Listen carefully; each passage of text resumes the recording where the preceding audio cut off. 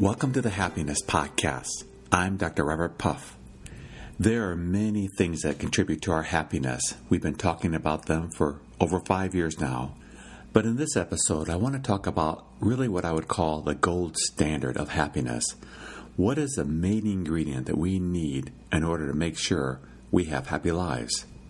And it may surprise you, because there are so many things that can enhance our happiness.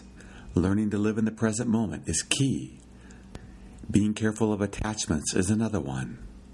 Making sure we have positive and sometimes no thoughts going through our heads. Meditation, exercise, spending time with people that we love, loving what we do. Negative visualization, clearly understanding the impermanence of life, not creating stories in our head, understanding the difference between pain and suffering. The list can be very long. That's why we've been studying it for so long, and we'll continue to, so that we can all have beautiful lives. But there's one thing that needs to be there, no matter how much we have all these other things in place, that without this, we're just not going to find happiness and keep it in our lives. That's why I'm calling this episode the gold currency of happiness. And what is this currency? It's time. Because we need the time to develop these skills, to implement these skills in order to find peace and happiness in our lives. And what I've seen over the years is that people fall into three camps in regard to time. They don't have enough time. They're waiting until someday they'll have enough time for happiness. Or they have ample time and they're not using that time well. Or three, they make enough time for happiness and then they find it. And they keep it going throughout their lives. Because happiness and peace aren't a goal, something that you reach and then you rest on your laurels for the rest of your life. Happiness is something that we have to maintain. It's like being in physical shape. We can be in great physical shape and make a lot of time for it, but once we reach peak performance, if we stop doing the things that got us there, we're going to get out of shape. It's no difference in regard to happiness and peace. We need to make time for it. So why don't we? Why don't we make time for happiness? What keeps us from making that effort to make the time available so that we can have these beautiful lives that I keep talking about? What's the problem?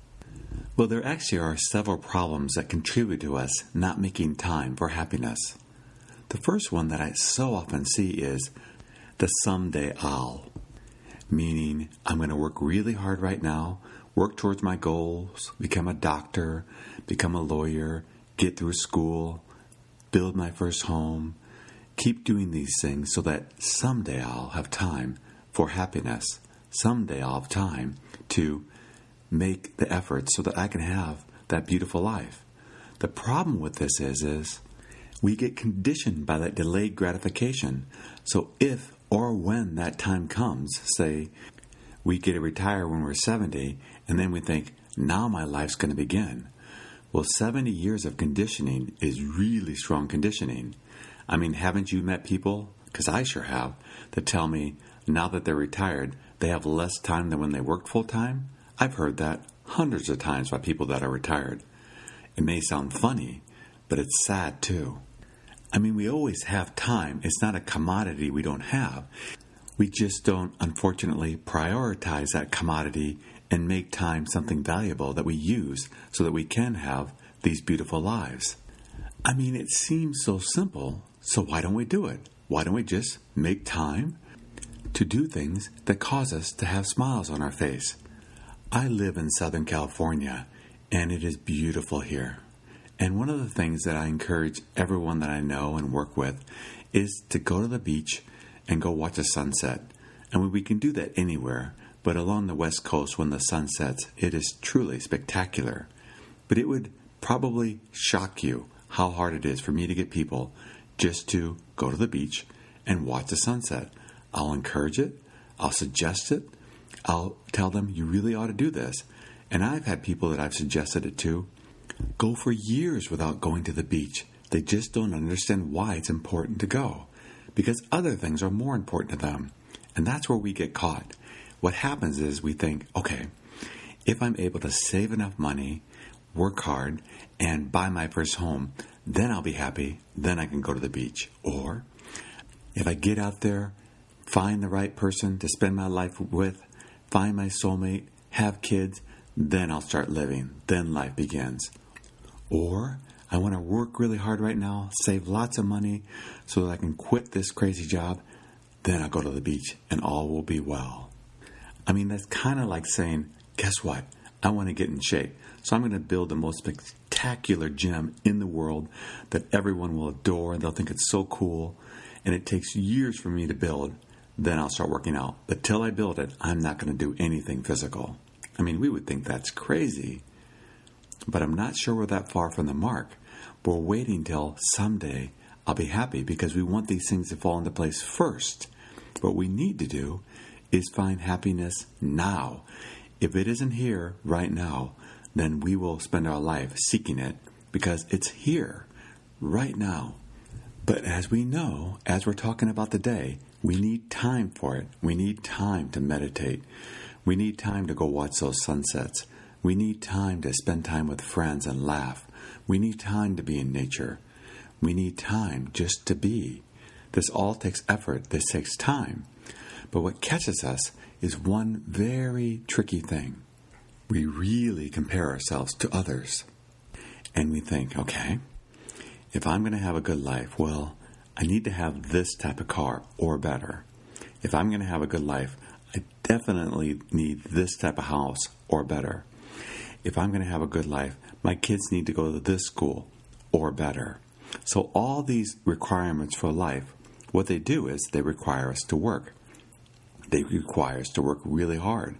I mean, we all know people that work 2, 3, sometimes 4 jobs, 100 hours a week, constantly working so that someday they'll have the things that everyone else has that they think is important. But what's happened is we've been brainwashed. I mean, if you live, say, in South Africa, or if you live in, say, California, or if you live in Iceland, they're going to have different requirements for what we need to have the good life. And we've been brainwashed through the media, through marketing, through what our peers have and what they get, and they tell us what's awesome. And we hear about how everyone has something else, and now we want it too, and we should have that. Otherwise, our lives just are not very successful. Now, I know the listeners to this podcast can be a little bit more sophisticated than that, but even in the sophisticated world of health, it can be tricky. I mean, we have to have organic grass on our lawns. We have to have no pesticides anywhere within 100 miles of our house. We have to live in a smog-free environment.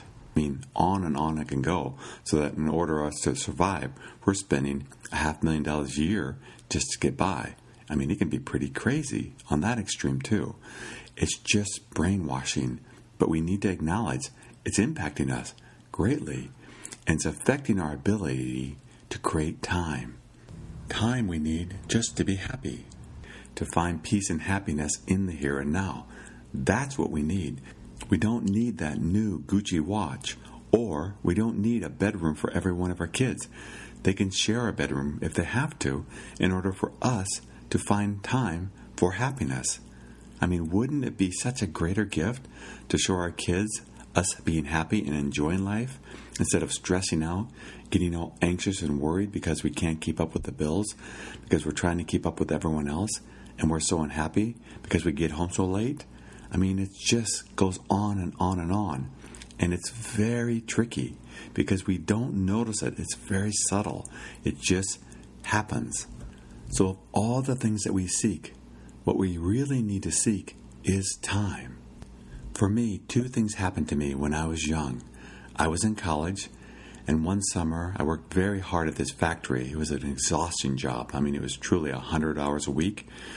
And I worked really hard, but that money allowed me for the next summer to go to Europe for a summer and travel throughout Europe. I traveled very cheaply, sleeping on trains, staying in youth hostels, but I really got to delve into the culture of Europe. And I discovered something there. This was over 30 years ago, but I really discovered something that I noticed, an environment that I hadn't been exposed to, a conditioning that I hadn't realized back here in the U.S.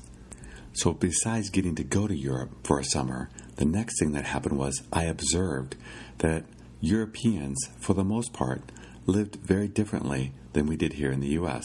I know things have changed over the last 30 years, and some things are still much better there than here in the U.S. But the thing I noticed is almost everyone I met, when they had jobs and they were working in their careers, they took off 6 weeks a year or more. And here in the U.S., we typically get 2 weeks a year. And sometimes people don't even take those 2 weeks. Well, I decided something at that point. I said, I like this. I think this is a better way to live life. So what I did was, I came back and decided to do that. And I really held by that rule my entire work career. I always take at least 6 weeks off every year. Now, I know we can't all do this because we work for companies, and that's a good thing. There's nothing wrong with that. But companies give vacation time. They give sick leave. They give lots of things. I mean, when I go on vacation, I don't get paid. When you work for a company, you're getting paid. But make sure you're taking those vacations. And once you've been at a company for a while, at least here in the U.S., they do start giving you a lot more than 2 weeks. We can get up to 4 to 6 weeks a year. But I'm amazed at how many people don't take that time. I remember even growing up in Iowa, my father was pretty good about taking vacations, though he worked for a company. But he would definitely every summer take off time. And we would go camping on the weekends too. But I remember that my friends never went away in the summer. Their dads would just stay home and do projects around the house, like paint their house or put in a new patio.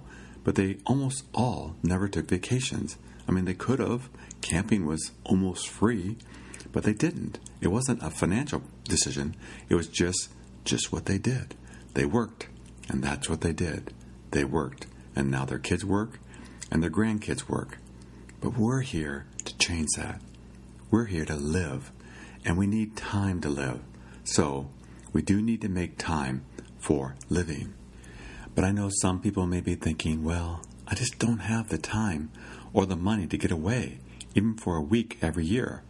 But there's so many ways we can take time, just by taking our full lunch at break, just by going for a walk in nature when we get home instead of turning on the television, just by spending time with people that we love, instead of distracting ourselves by countless, endless activities where we never slow down.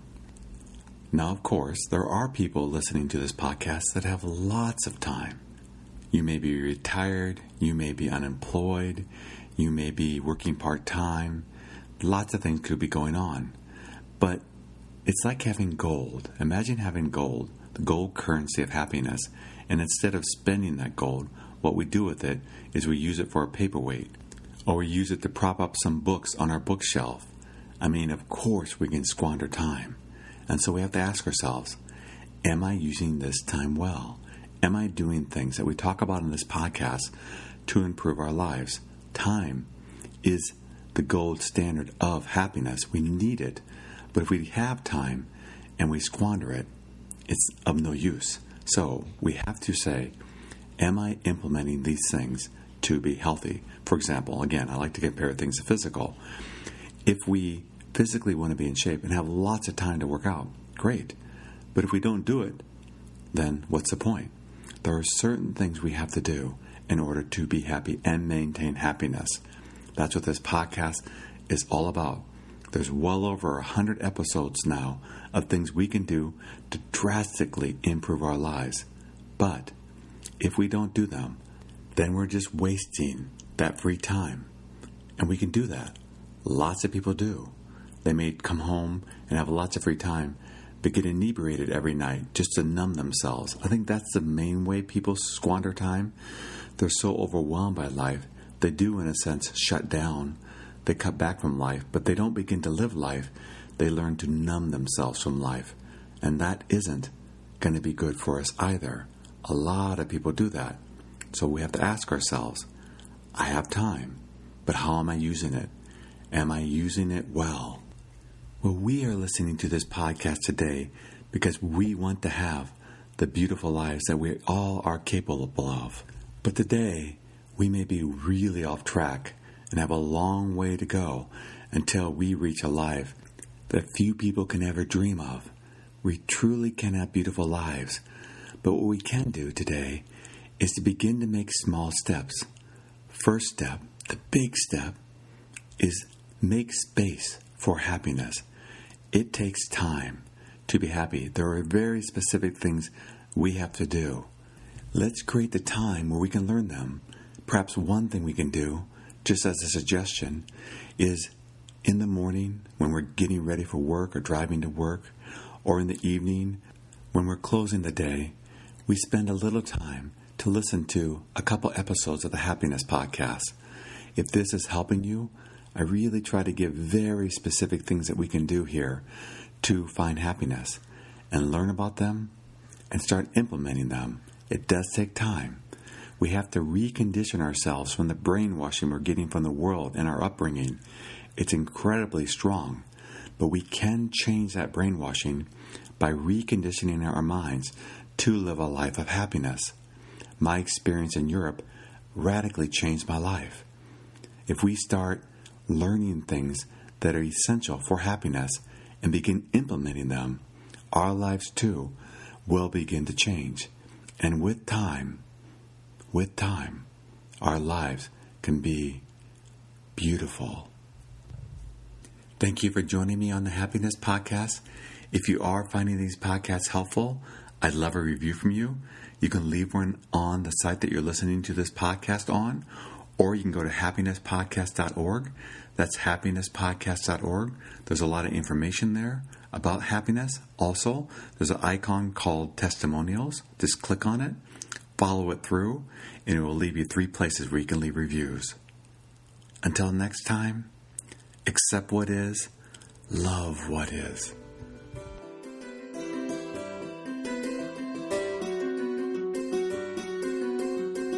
Do you ever wonder why some companies do so well, grow, and just seem to keep coming up with great ideas and keep expanding, while other companies are permeated with negativity, lawsuits, employee turnover, and just overall unhappiness in the workplace? Whichever corporate camp you find yourself in, or somewhere in between, the key to any company's ongoing success is to invest in and help their employees perform at their peak performance. There are very clear and specific things that people can do to perform well at work and in life in general. This is the focus of my podcast, and it's also the focus of my work. Being at the cutting edge of any market is sustained through investment in training employees how to perform well. But sustained growth and productivity requires specific psychological tools in order to continue to perform at peak levels. This is where I can help. I've been studying peak performance for over 30 years now, helping people all over the world. And there are very specific things that have to be maintained in order to sustain this level of performance. When companies invest in their employees are invested in them. Unfortunately, it's quite common for companies to be doing exceptionally well in the marketplace, but for unknown reasons, key employees make poor choices, leave the company, or start struggling in coping with stress-related illnesses. Companies that do well know their business really well, but human behavior works in mysterious ways unless you've been trained to understand the causes and cures of underperformance. If you're a forward-thinking company, perhaps it's time to think about giving your employees skills that may really help them perform well at work and throughout their lives. If you work for or manage a company, and you're ready to learn the skills in order to survive and thrive in any market, in any conditions, or in life in general, I'd love to help. These are the skills I've learned. These are the ones I'd love to bring to your company. True lasting success has to be seen from a broader perspective, not just monetary. And if you're ready to bring about these changes, that's where I can help. To learn more, go to www.successbeyondyourimagination.com. That's successbeyondyourimagination.com. And whether we're at the doorstep of retirement or have many years to go, may we always be growing and be developing our skills not only as successful employees, but as successful human beings.